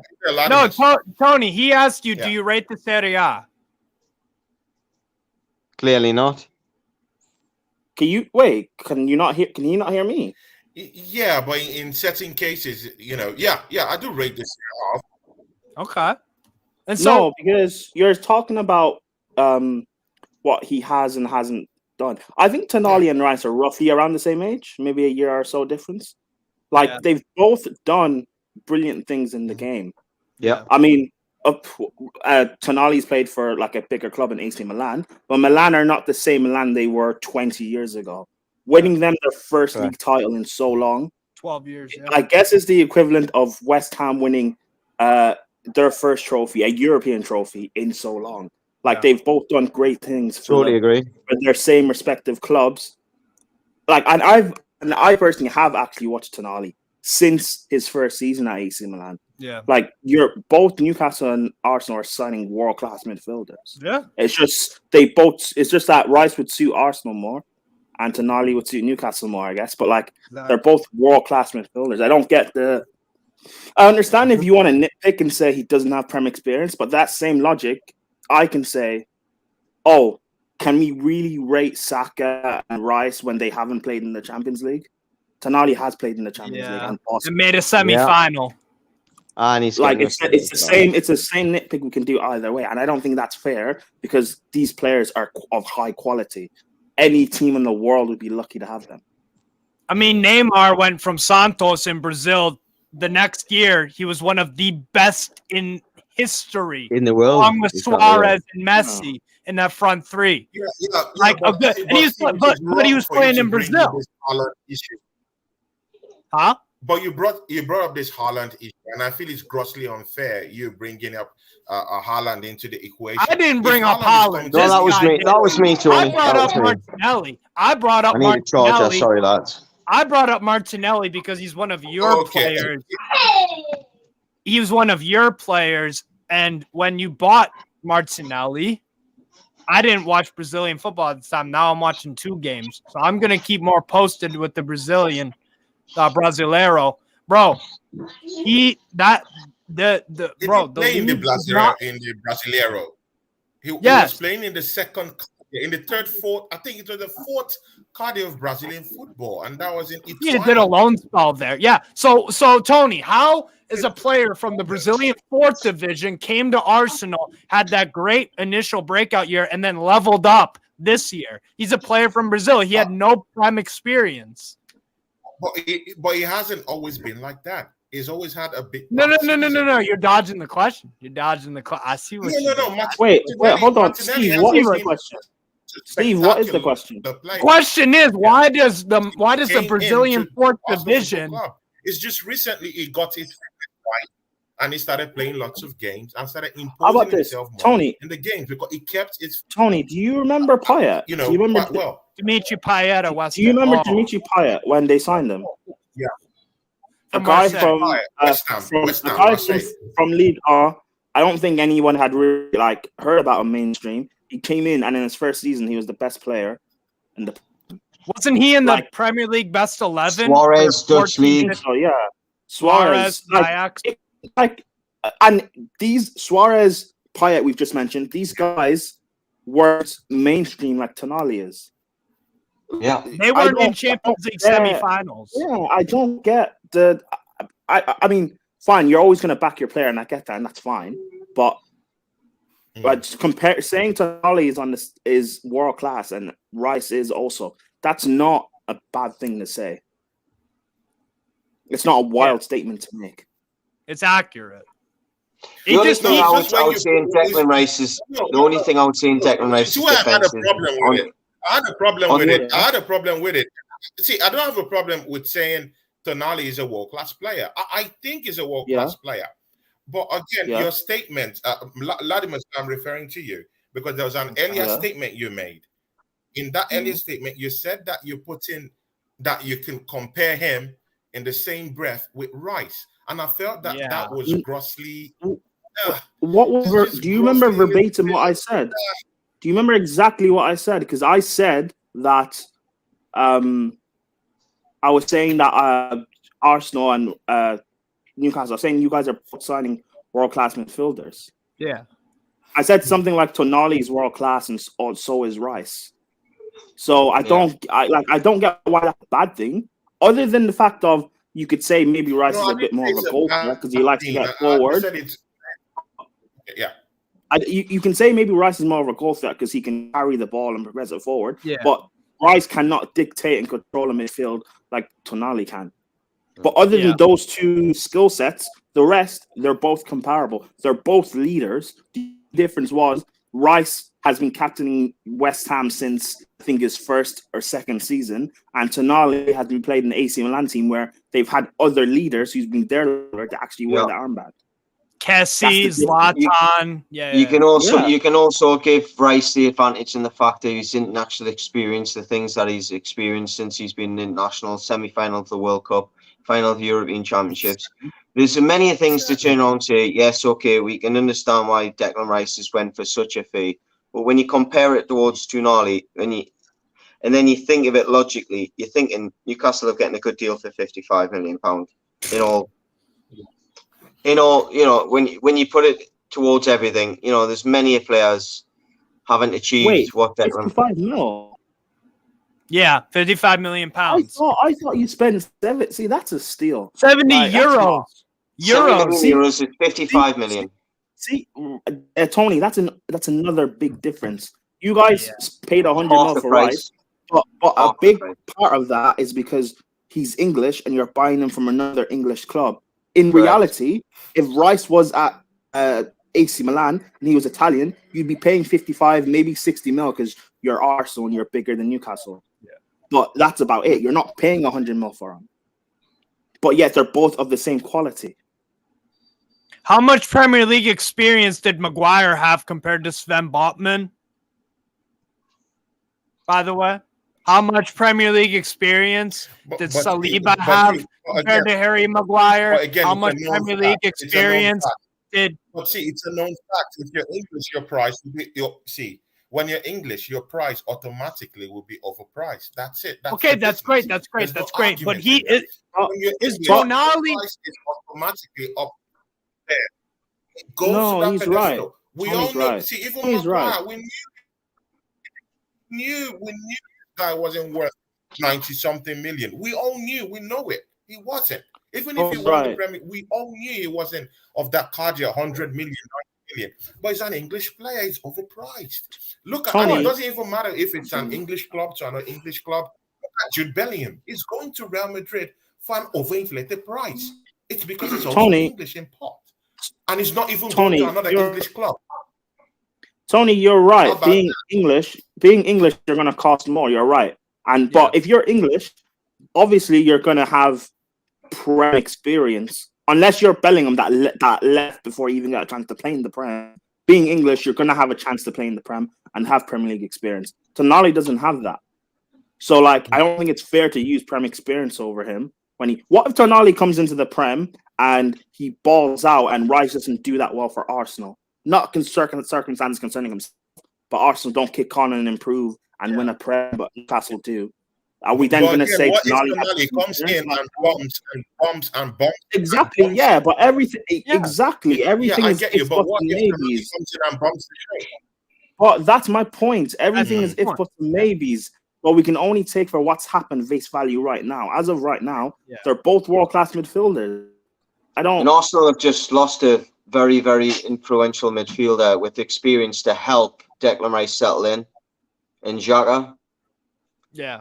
Wouldn't you have kept him for 6 months till the window just to help Declan Rice settle in, surely? I don't think you'd need Declan Rice to help settle in. A player of that caliber, they'll come in straight away and click. I just think any help's welcome, isn't it? You know what I mean? Wow. I mean, maybe Xhaka for squad depth, but they've signed Timber. You can also play in midfield. I think Arsenal are fine. You signed one of the best midfielders available. Sign a world-class midfielder, one of the best available. It's not like Arsenal or Newcastle. You guys cannot sign Rodri. You can't sign what's his name, Casemiro. The only two available are Tonali and Rice. I don't see what the Totally agree. I would love to have either one of them over Caicedo. I've said this numerous times. Agreed. Especially when Cancedo's going to go for near 80 million as well. For what? 18 months in the Premier League? 18 months in the Premier League? Caicedo is sick, though. I got to admit. He is great, mate. Don't get us wrong, but I think 80 million is silly money for a player. I mean, is he vocal enough? Is Caicedo a leader? Is he a leader? No, but Tonali is a leader. Tonali is a leader. Tonali is a leader. If Salcedo's worth 80 million, so is Joe Linton. That's all I'm saying. If Salcedo's worth 80, so is Joe Linton. Is Caicedo a leader? Yeah. Or is he just a baller? There are two differences. How many goals does Salcedo get this season? I don't even know if he's a baller, but I know Joe Linton plays the same position most of the time, gets 8 goals this season, 5 assists. If he's worth 80 million, I'd like to know what Joe Linton's worth. Caicedo at 1 goal, 1 assist. 1 goal, 1 assist. He's but at the same time, Andy, that's not how the whole picture, right? It doesn't tell the whole picture. That's not. I'm not buying Caicedo to score me goals from midfield. No, I get that, but you can get the same job out of Joe Linton. Just like I'm not asking Tonali to do that really either. Like if he chips in with some goals, I'll see. I could see him scoring a few goals, but I'm not expecting that out of him. My question to you, Steve, is Salcedo better defensively than Joe Linton? If Joe Linton was doing his role and was asked not to go forward, like he isn't at times, is Joe Linton any worse than him? And I think Joe Linton's just as good. He can get out the spots that he can't. He can win balls that he won't. and he's got the athleticism to get around the pitch, just like Caicedo. So Caicedo does it quicker, though, I would say. Yeah, over a short distance. Yes, I'd agree with that. Yeah, but that's how Brighton. That's how Brighton deployed. That's how Brighton deployed him in short spaces. Win the ball. But right? I'm just all I'm trying to get is the relativity of the fee. I mean, if Joe Linton's worth, if he's worth 80, what's Joe Linton worth? Because he'll get you goals as well, and he'll play more positions as well going forward. Saying he'll get you goals, but Caicedo could play right back too, though. But he won't get you goals. I reckon Joe Linton would as well. To be honest. Yeah, probably. Caicedo's role is. What's your idea about this guy Timber who came in from Amsterdam, Ajax of Amsterdam? What's your idea of I don't know. I don't know. He didn't have the best of seasons last season. I think an Ajax fan tweet about it. But then again, Ajax didn't have the best of seasons themselves. So I don't think it's fair to just single him out. I haven't watched him play, but I don't remember him watching him play. But he can play center back, right back. He can play in midfield. He seems to be good on the ball. I think he's a good signing. Again, he's good for depth because he can play a variety of positions. He helps improve Arsenal. I don't know whether or not he starts, but how much did you spend? 450? More than we spent on Botman. Yes, more than we spent on Botman. There you go. Oh yeah, I mean either way, he should be a good. He should be about 38 million pounds. Oh, 38. Oh, even better. Yeah, he should be a good signing. He helps improve Arsenal. This summer, like I said this a few months ago, this should be the summer where Arsenal look to improve your squad, whether it's by people who start automatically or people who improve your bench. I think that's good. Tony, can I ask you though? Okay. Because I remember a couple of months ago, you were brother, because of how the season ended and everything, you were quite down and negative about Arsenal, and you were saying that next season, because I was saying you guys will go again next season, you'll challenge, you'll be fine, and you were quite negative and saying you guys won't challenge, you'll barely get top 4, things will fall apart, yada yada yada. Why are you now positive again? No, I didn't say that. Maybe to someone else that said that. I didn't say that. But no, you were quite down and negative about. You were pissed. You were pissed, Tony. I remember. Andy does too. Look at that. Negative about Arsenal. We all remember. No. You can't dodge this one, Tony. Yeah, you can't dodge that one. Like you're not Neil. No, but I never said we're not going to challenge. I'm very careful in things like this. I think okay, fine, fair enough. But you are quite fine. Maybe not. Okay, fine. Take the word challenge out of it. But you are quite down and negative. I just want. I'm not saying this. I'm not trying to catch you or whatever. I'm just trying to know because maybe I haven't watched all of your streams. I want to know the switch back to why you're now positive about going again. I want to know what's happened. Is it the signing of Rice? Why are you more optimistic? Is it Rice that proved to you that you guys have actually changed? What's happened? See, it's the signings, and this is Vladimir. It was nice you asked that question because we have a problem with our centre back position that lost us the title. William Saliba just went on an hiatus with that injury, and the Arsenal defense crumbled. We couldn't even defend. What does that boil down to? It's the transfer window. We should have brought in players that would have come January. Exactly. Steve, we're always talking about this. We were to go into the market to bring in at least someone who will come in and give us a fighting chance as a number 9. Edin Ketia wasn't doing that job. We talked about all these things, and when it did not happen, that was when my whole demeanor changed about Arsenal and about winning that title at the tail end of the season. And again, now I think it's changed now is that I'm seeing movement in the transfer window that I never expected. 65 million. I didn't expect that one either. I mean,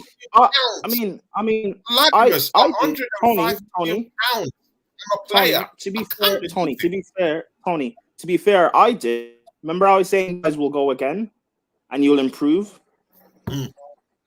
Now, again, I didn't think you'd spend 130 on Rice because I thought they were cheaper midfielders of roughly the same quality, but you and you also did say that Arsenal doesn't win. I don't think you've done a bidding war with Rice. To be fair, though, I'll be real. I don't think you've done a bidding war with Rice. I'll be so honest. I don't think Bayern Munich weren't in the fray, and I don't think you've done a bit more with City. But again, that doesn't take away the quality of Rice and you guys signing him. Yeah, I just thought this PR stuff I was saying more it wasn't. City that involved in.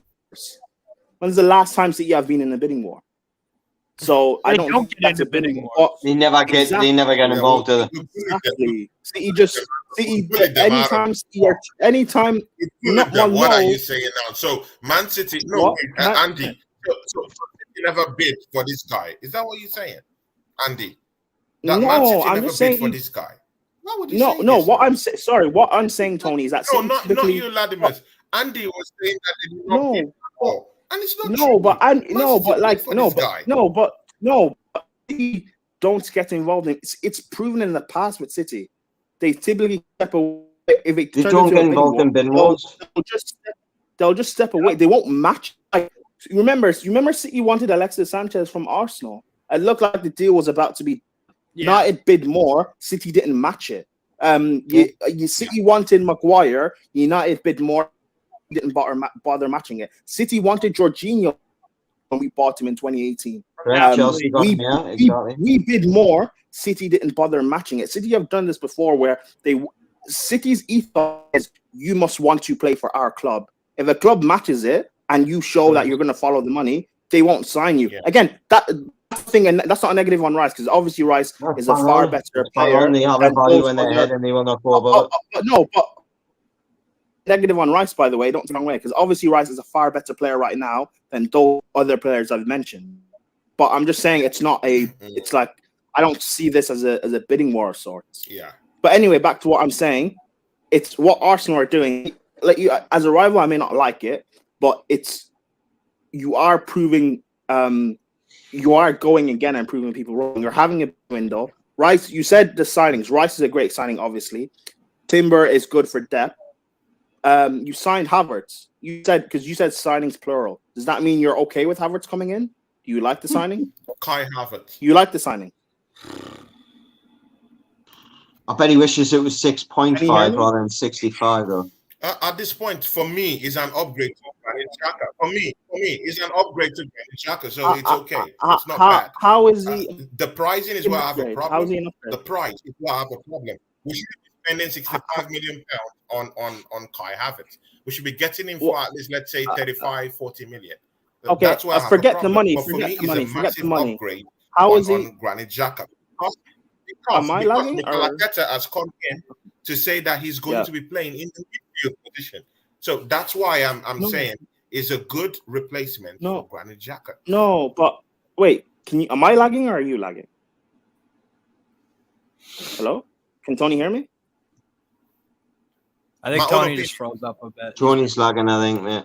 Oh, okay, my bad. Okay. Lagging, why is he in? Because you said he's an upgrade on Xhaka. Why is he an upgrade? Forget the money not involved in this. That doesn't matter.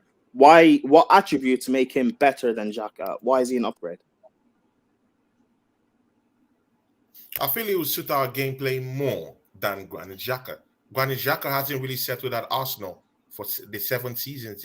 This is just the best. The last season was Granit Xhaka. Yeah, it's had one good year out of 7. I agree. Yeah. How many good years? How many good years has Kai Havertz had?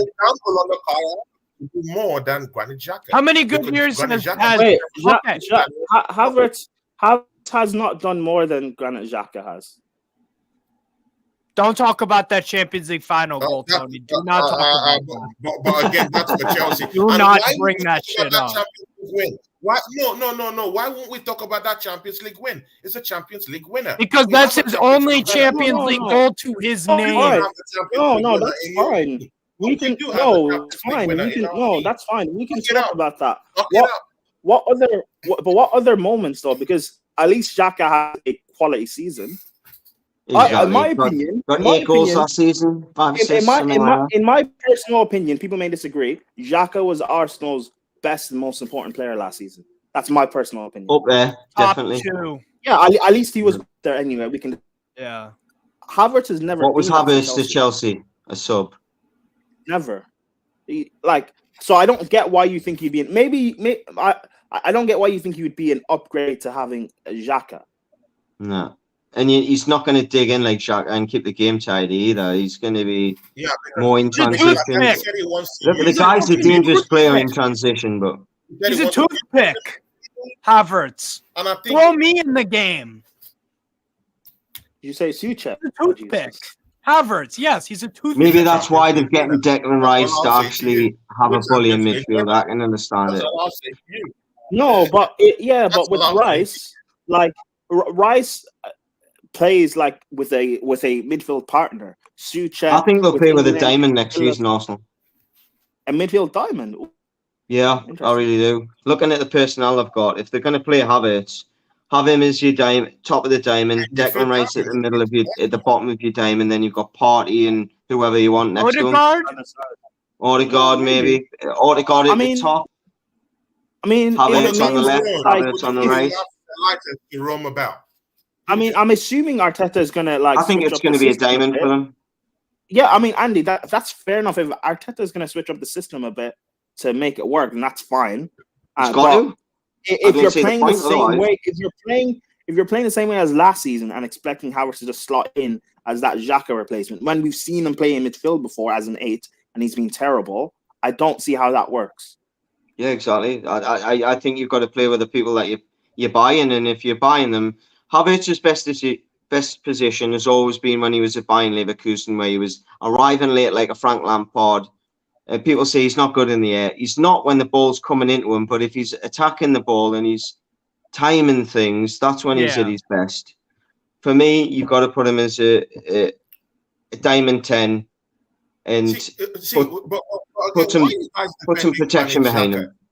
See, Granit Xhaka only had one good season at Arsenal. Oh, he had more than that, Arsenal. Come on, mate. No. He had more than that. Come on. Maybe. Yeah, but Tony, Havertz hasn't had that. The football club, yeah. I thank him for his service, but I'm sorry, Havertz is. I'm sorry. I have to say this. I bet you, Xhaka's worst goal scoring season is nearly as good as Kai Havertz's best in the Premier League. There you go. That says it all. Wait, Tony, what was Xhaka's worst season as a goal scorer in the Premier League is nearly as good as Kai Havertz. Who told you that he wasn't? Who told you that he wasn't even having that season of his life just to engineer a move? Which is what Champions League football in his best season that he's played in. And how do you know he wasn't played Champions League football for you guys and lost 10-2 on aggregate to Paris Saint-Germain? It's best season ever. We've not even been to the Champions League. But again, I don't want to get into that talk because it's a deep one, and I see because he's going to lose. That's why. A football club. Wait, Tony, what was Xhaka's exactly. When he walked away, when he threw away the armband, he abused me and he abused other Gunners who are big fans of this football club.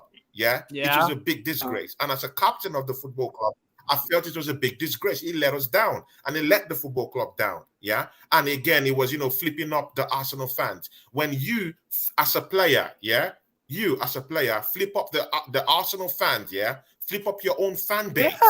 Yeah. In the league, he has anger issues. I mean, he's not good enough. I get it. Tony, do you know why he did that though? Issues. You're a captain. Tony, of that football club. You should. Tony, do you know why he did that? Do you know why he did that? Certain levels, and he didn't. Tony, do that do you know what? Tony, he's getting social media abuse. Okay, hold on, Steve. Tony, do you know why he did that? And I do think that Kai Havertz is a massive upgrade on Granit Xhaka. That's my opinion. Tony, you can have your own opinion about him, and I would accept it. So, if it feels like I'm interrupting you, I apologize. I think one of us is lagging, so it's not syncing. So sorry. Okay. But why? The whole flipping off Arsenal fans and stuff like that, and he threw the armband. I mean, like, there's context to why he did that. He'd been getting abuse and death threats from Arsenal fans, and them telling his missus, "I hope she has a miscarriage," and his children die. Like he just got angry. I understand why he said Arsenal fans to fuck off. That's kind of valid to me. Yeah. He's a human being, isn't he? At the end of the day, Yeah. he's got feelings. Yeah, imagine you're at work. Imagine you're at work.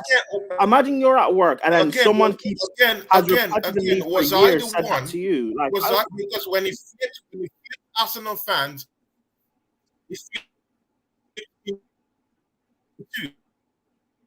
so that I didn't statements to him. So why should I? I think you're lagging, Tony. I don't know what's slower, the connection or the actual point, because I don't see how you can see Kai Havertz is a massive upgrade on Xhaka. I get it, he's more talented footballer, but what Arsenal need is more fight in the middle of the pitch. Yeah, and you're not going to get that from Kai Havertz. Hence why I think he's going to be a 10. He's not going to be a striker.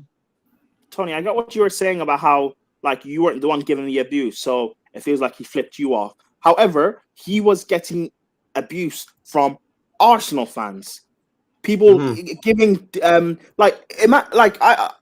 know, Tony, you have a job. I'm not going to say what it is on here on air, and I know you've got married and everything. Congratulations. But imagine someone for years was telling you at work, "Oh, you're shit at your job. You're bad at your job. You're not good." People sending abuse to hope your wife dies. Your wife.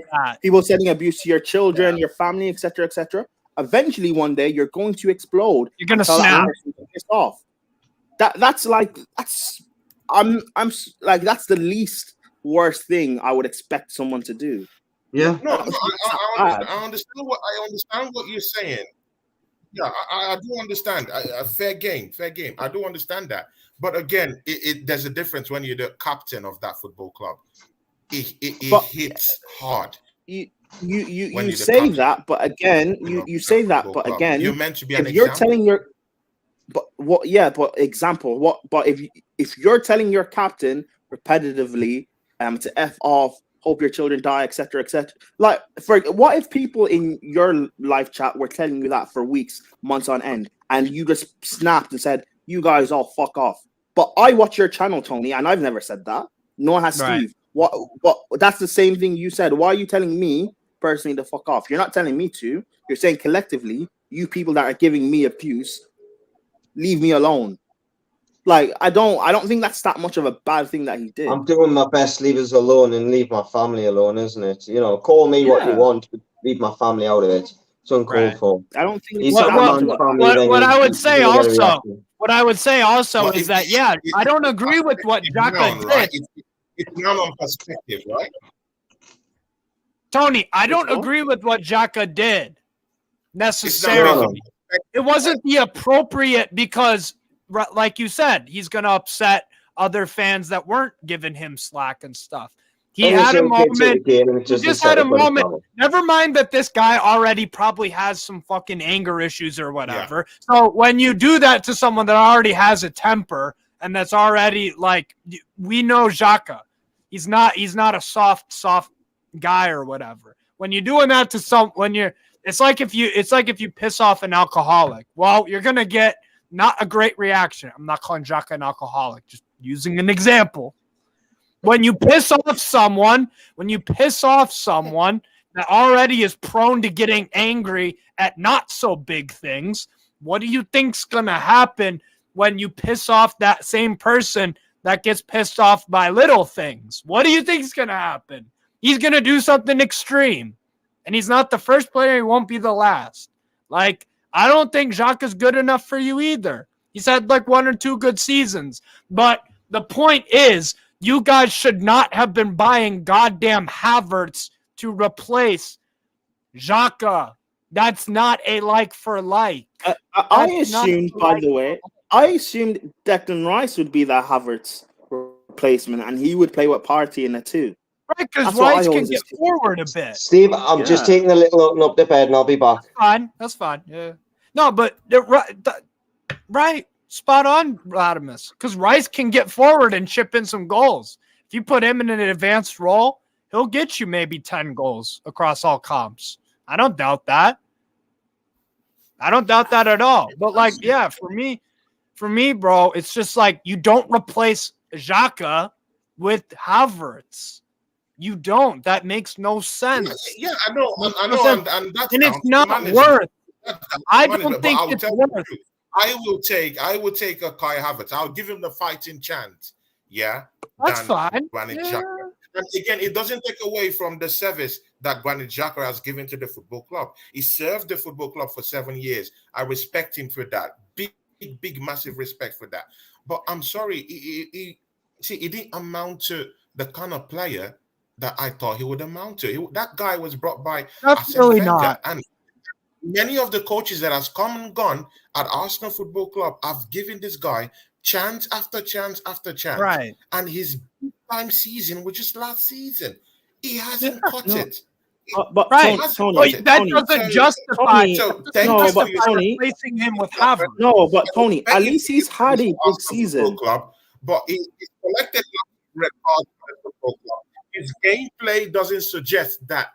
It doesn't suggest that he's giving his total all to this football. No, Tony, Tony, that's fine. Because but you said Havertz. This guy sorry.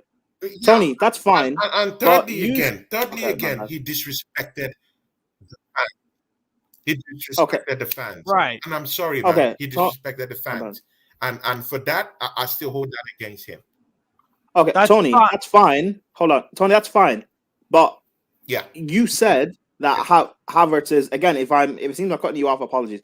You said that Havertz is a upgrade to Xhaka, that he's better than Xhaka. But you haven't explained why. You said Havertz has only had, or Xhaka's only had one season. It's fine. Havertz hasn't had even half of a good season. So how is Havertz better? You haven't explained any of that. What was Havertz? Do you know what? He's won the Champions League. You won your Champions League. No, but that's one moment, not a season. He gave you the Champions League. But Tony, that's one moment. That's not a season. One moment. Well, where is the moment that comes from Granit Xhaka? But a season is better than a body of work versus a moment. Is better than a moment. A body of work versus a moment. A body of work. Because Tony, by that logic, I can say. Wait.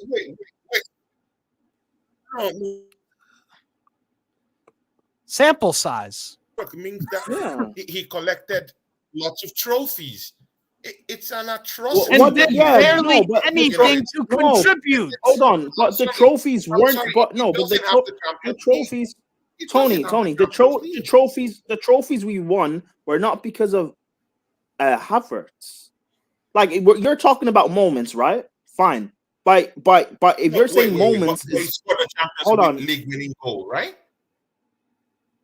Okay. Michy Batshuayi won Chelsea the league at West Brom. Hold on. We didn't win the Champions League because of Havertz, though. I know, but again, he created moments that gave you moments. One, no, that's not a moment. That's one.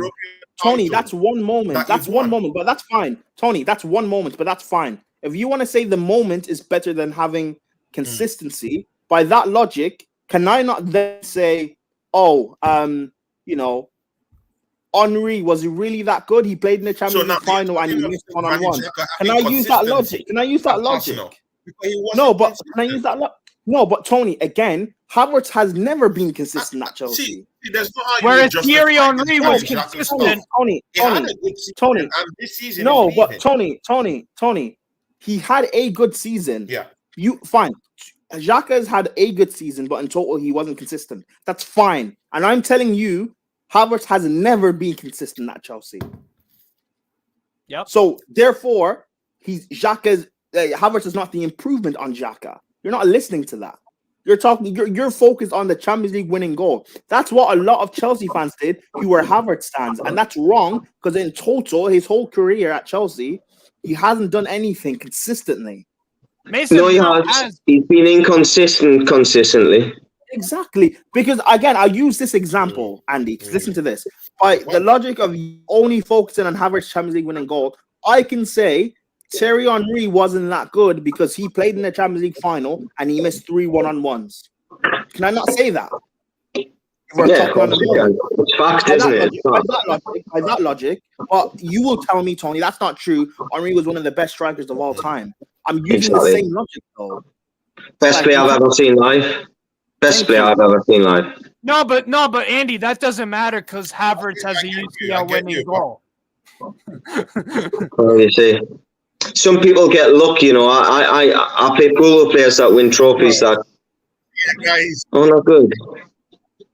That's like saying Harry Kane is a downgrade on Havertz because Harry Kane in a Champions League final did F all. In a semi-final against Chelsea in the FA Cup in 17-18 did F all. Okay. I think, Tony, if you don't mind us asking you a question, I think it's Tony. You don't mind? Chelsea have had turbulent managers over the season. Yeah, the changing of the managers. Yeah, Havertz as a player. Yeah, we don't know if it's a striker. We don't know if it's a midfielder. We don't know if it's a winger. This guy has. Okay, so wait, we don't know. No, Steve. No, Steve. Hold on. Wait. Listen, and he came to Chelsea Football Club, yeah, as a youth, as a young player, yeah, and he doesn't know if he's playing as a striker. He doesn't know if his best coming from the wings. He doesn't know whether his best skill set is coming from behind the main striker. That guy's career in Chelsea Football Club was even started before he even played for that team. Okay, I'm even Tony. That this guy, yeah, even survived in that team at all. Okay, Tony. So he coming into the football club, yeah. The only problem I had with I'm not saying wait, let me finish. Okay, sorry, I'm not saying he's a big word hitter. Let's get that right. I'm just saying the only problem I had with Arsenal Football Club is that we overpaid for Havertz. Yes, definitely. There's potential by Havertz. Hold on, even 20. Okay, Tony. I agree with you there, man. All right, Tony. Is he an upgrade to Granit Xhaka? For me, I would say yes. Okay. Can I go? Okay, Steve. Yeah. Everything you're saying, you're talking about the turbulence at Chelsea since Xhaka's been here. Guys, we only have 5 minutes. Best position. Okay, that's fine. But I can use that exact same logic toward Xhaka. The turbulence he's had since he's been at Arsenal, the whole Wenger in, Wenger out, toxic Arsenal fans, the whole thing with Emery and being toxic towards him. Arteta started at Arsenal because even though you won the FA Cup, got robbed as well. Hold on, Tony. Even though Arsenal won the FA Cup and Xhaka played an important part in that, there's still post that FA Cup, the turbulence with Arteta, you guys finishing 8th, and then losing out in top 4, and then last season, your best season in at least over a decade, guiding you guys to challenging for the league, being top Arsenal fans, being happy and excited, and saying you're the best team in the league and everything. Came from Xhaka's leadership in your team and helping you guys guide towards almost winning the league. We can use that same thing of now you have a settled manager and a settled team. You're seeing the best out of Xhaka. The excuse you just gave Havertz, I've just given the exact same thing towards Xhaka. Right? It's the same thing. Yeah. Because I've seen Havertz under a world-class manager and a settled team, by the way, at Chelsea.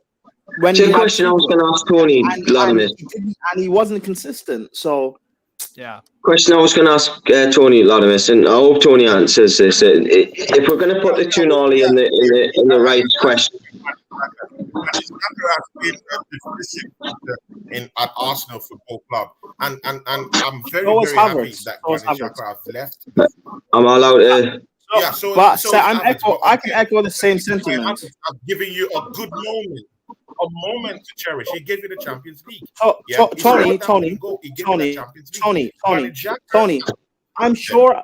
As my captain, hasn't given me that glory, European glory that I so desire. Tony.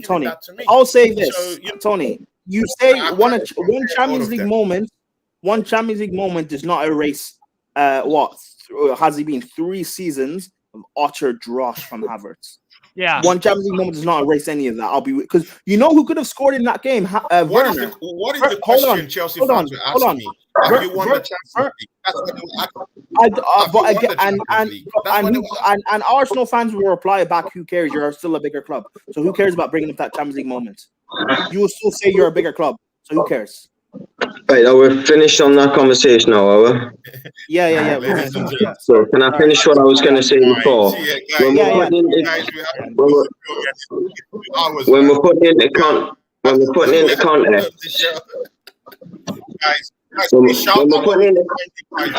we have to go. Sorry, I'll just shut up. Yeah, sorry. Shout out to find you, man. Andy. Fuck's sake. Thank you. When you on about Tonali and Rice before, I like that. Because we have to go. Do you know what it is? Just saying it, mate. Fucking, honestly. Are you finished? Yeah. Andy, please. Thank you. Do you mind if I finish what I was going to say for the fifth time? Wait. All right. No. We were trying to wrap up the convo. Andy wanted to get a word in, Tony. What happened? Andy was trying to make a point about something, and he wasn't being allowed to. I don't know. Something is happening. Yeah, Tony, I think your connection, you're lagging on your end. This connection is something is bad with it. Yeah, Tony, I think you're lagging on your end in your connection. Yeah. Andy, I didn't know what you were saying, man. Yeah, Andy, sorry, man. The connection is kind of shaking, man. All right, yeah. Vladimir, just give us your final words. What you think about the signings this season, and just a quick one. Which team has done the biggest transfer dealings this, at least for this summer? Well, you mean the best business? Yeah, the best business this summer for you. I actually, you know what? Let me say Chelsea getting rid of all our bums. That's the best bit of business. No, in signings wise, I actually don't know. Of course, you say that, man. No, I'm making a joke. Signings wise, I genuinely don't know because I mean Arsenal have you sign Rice and Timber, but then it's offset with Havertz. You look at Newcastle, I think all you signed is Tonali. Am I right? Yes. And we signed a kid from Odense in Denmark, and we loaned him out to Feyenoord straight away. So technically 2. Yeah. Okay. And I think even though City are linked with Vardiol and they've signed Kova, so I actually don't know as of right now. So I'm still going to stick with Chelsea, getting rid of all our bums. If we make no other signings, I'm happy, man. I don't care. I'm happy. I've had to suffer for far too long. Yeah. I'm going to give in a shout for PSV Eindhoven. That's the business I've been most impressed with. They're going to, if they don't sell Xavi Simons, who I do kind of expect to go, they're going to get a good amount of money for him. They're bringing in Ricardo Pepi from Augsburg, who killed it at Groningen last year. And they're bringing in Noah Lang as well from Club Brugge for a record transfer fee for PSV, 15 million euros. I think they're in real good shape, honestly. So I go PSV is a real good shout. I also like what Chelsea too. That would be the other one. We still got time in the window too, but so not Arsenal. Wait, see, not Arsenal because Havertz. It seems that you guys are not talking about Arsenal. This is no, Tony. I mentioned Arsenal. He mentioned Arsenal. I know it's Tony.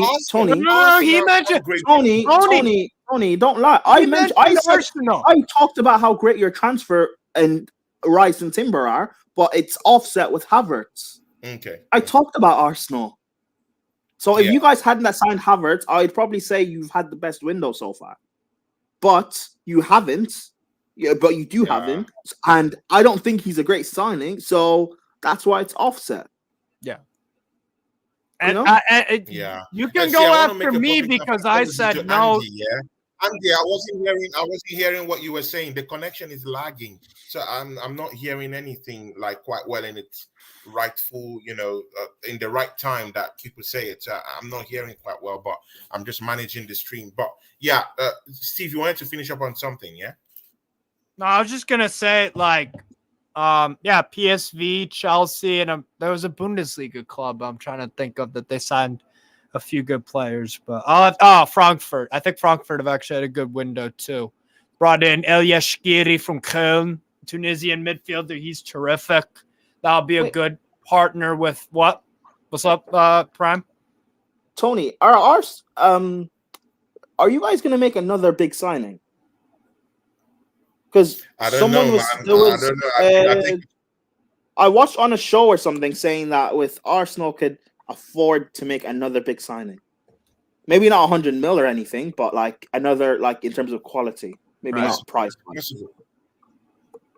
Who would you like that to be? Earlier, many. Yeah, so that's what I'm hearing. In some quarters, I'm also hearing Kylian Mbappe. Come on, man. We have the money. We have Kylian Mbappe would if you signed Kylian Mbappe, where would he play? Guys, go get us Kylian Mbappe. This guy's like no. Answer his question. No. Answer Latimer's Prime's question. Where would he play? Where would he play? All right, guys. See ya, guys. Please Prime. He did it again. No, but that's not bad. Mbappe would obviously play off the left. Like that's not. I don't know. Okay, never mind. Yeah, guys. See, we have to go. It's already the 2-hour mark, man. I have something to go do now. So please, Latimer, shout out people. Just follow me on Twitter for however long that's going to be a thing now, thanks to Elon Musk. But yeah. Follow me on Twitter, Instagram, at Last Prime. I'm also on Sarcasm City a lot as well. So just type in Sarcasm City on any platform, like YouTube, Twitch, etc. And yeah.